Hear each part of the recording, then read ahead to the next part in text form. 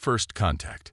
Captain Lena Ivanova sat nervously in her command chair as the UES Magellan drifted silently through an unexplored sector of space.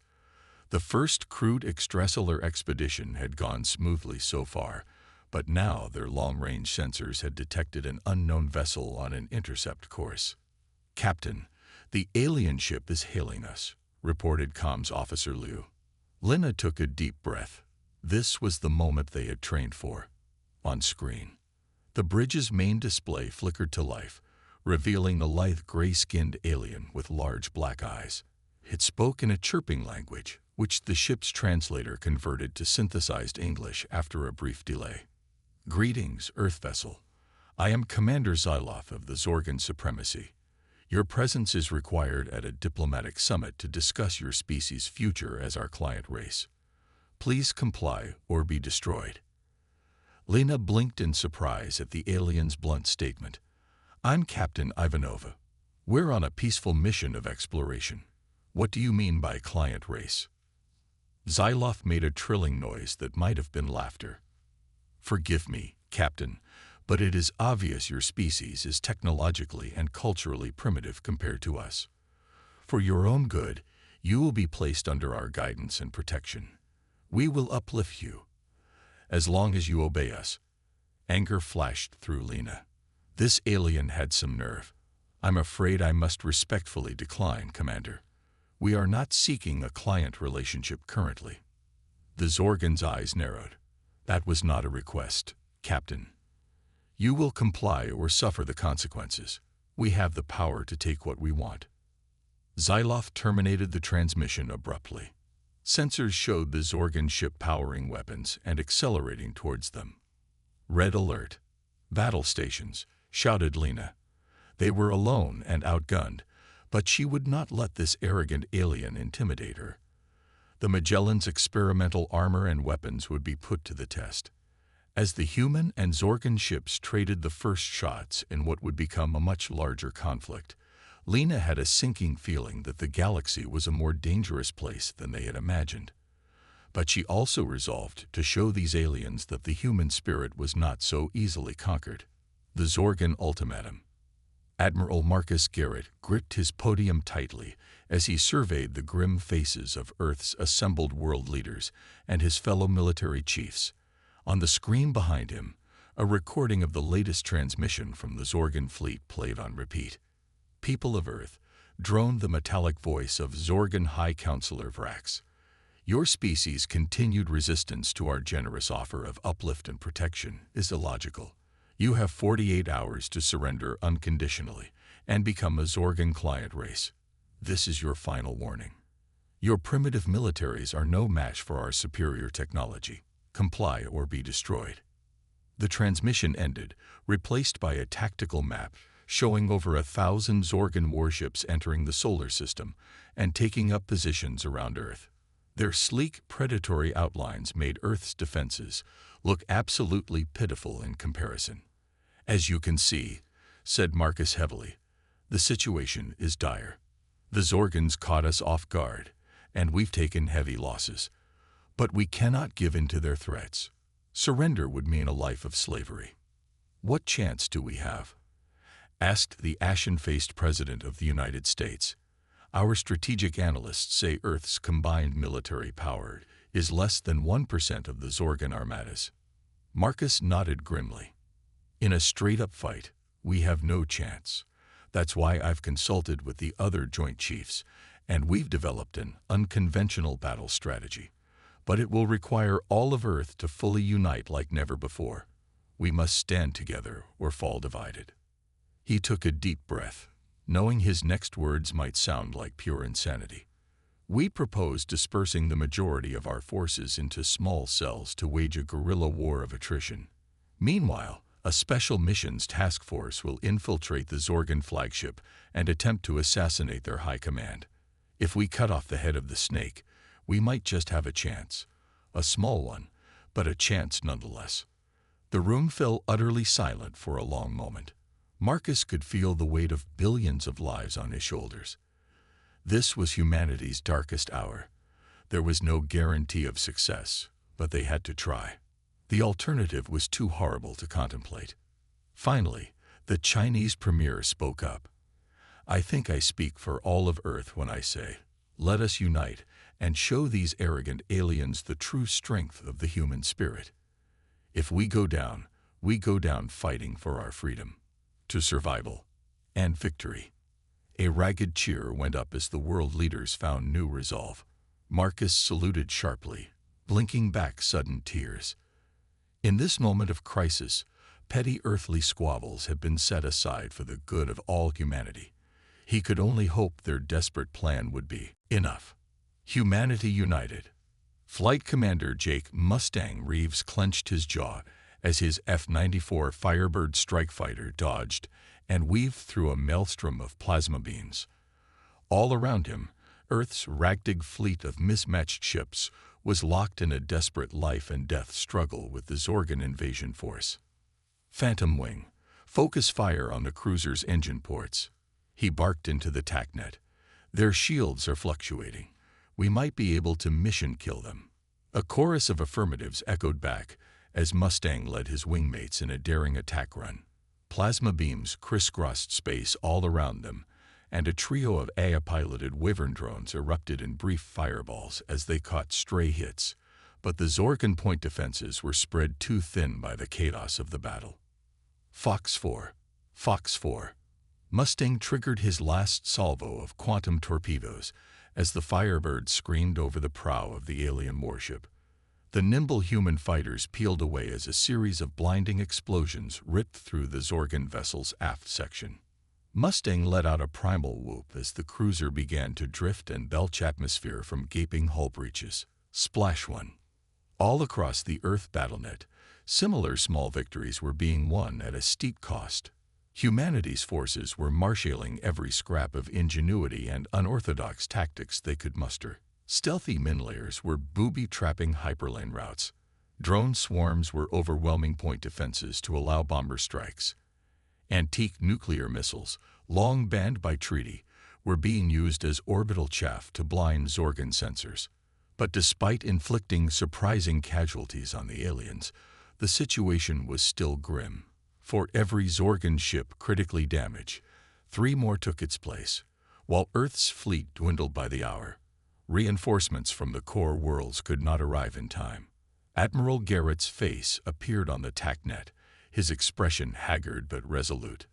"Soldiers of Earth, I know you are facing impossible odds and are weary in spirit, but now is the time to dig deep and remember what we fight for: our families, our homes, our freedom as a species. Though our strength fails, we must hold the line. We must buy time for our last desperate gambit. Know that I am proud to lead you and fight alongside you, no matter what comes. For Earth. For Earth." The battle cry roared back across the comm from millions of voices. Every human heart swelled with grim determination, from the most hardened veteran to the greenest recruit. They were united as never before in the face of annihilation. Mustang glanced back at the fiercely burning blue marble of Earth, then spun his Firebird towards the next target. They would make the Zorgans pay a blood price for every inch of space. He only prayed that somewhere out there, the Special Operations Team was still alive to complete their critical mission. Everything depended on it. The underdog strikes. In the chaos of the orbital battle, no one noticed a small, stealthy ship slipping through the Zorgan Armada's picket line. The Black Lotus was humanity's best-kept secret, an experimental infiltration vessel equipped with a fission scrambler drive and woven metamaterial hull to evade detection. Captain Amir Khalid gripped the crash webbing of his acceleration couch as the Black Lotus corkscrewed through a gap in the Zorgan formation with bare meters to spare. "Steady as she goes. Helm." "Aye, sir," replied Lieutenant Zhou Meiyu through gritted teeth as she input minute course corrections. Backwash from the alien ship's thrusters buffeted the Black Lotus, but she held true. In the dim red light of the Special Operations Troop Bay, Lieutenant Commander Elena Ivanova performed final equipment checks with her strike team of Space Marines in matte black tungsten armor. Each bore the insignia of a different nation, Yet they shared the same determined expression as they hefted gravitic harpoon launchers and plasma carbines. 2 minutes, called Amur from the cockpit. We're coming up on the Zorgan flagship. Elena felt her gut clench involuntarily. This was what they had trained for, a chance to decapitate the alien invasion at its source. Earth's survival rested on their shoulders. When we board the flagship, our target is the Zorgan High Command, she reminded her Marines. We need to eliminate their leadership to throw the Armada into disarray, and if possible, capture their quantum navigation eye to prevent reinforcements from the core worlds. The Marines nodded grimly, determined to sell their lives dearly for a chance to cripple the Zorgans. Hard seal, stand by for zeroed combat transition, ordered Amir as the Black Lotus slid into the cavernous landing bay of the kilometer-long alien dreadnought. With a shudder, the infiltrator punctured its way through the energy field and latched onto the deck with gravitic tethers. Weapons free, go, go, go, shouted Elena. The Black Lotus rear ramp crashed open, and the Space Marines jetted out in tight formation, flying across the bay on plumes of compressed gas. Surprised Zorgan soldiers and technicians scattered before the human assault, only to be cut down by precise plasma fire. Bulkhead doors began to rumble closed, but the Marines slipped through and fanned out into the bowels of the alien flagship. Bridge is 500 meters up the central shaft, voxed Elena as her HUD populated with telemetry from the Black Lotus quantum lidar scans. Let's move. The Space Marines leapfrogged from junction to junction, using their harpoons to swing around corners and avoid plasma torrents from hastily erected Zorgan choke points. Elena led from the front, blasting alien troopers with her carbine. Suddenly, a hulking figure in crimson armor appeared at the far end of the corridor. A crackling plasma Gretax whirled and decapitated 2 Marines in a single blow. Elena's eyes widened as she recognized the Zorgan champion from intel briefings. For the supremacy, bellowed Warlord Zigan as he charged down the corridor towards Elena, Gretax held high. Elena stood. Zigan reached for his belt dagger, but he was too slow.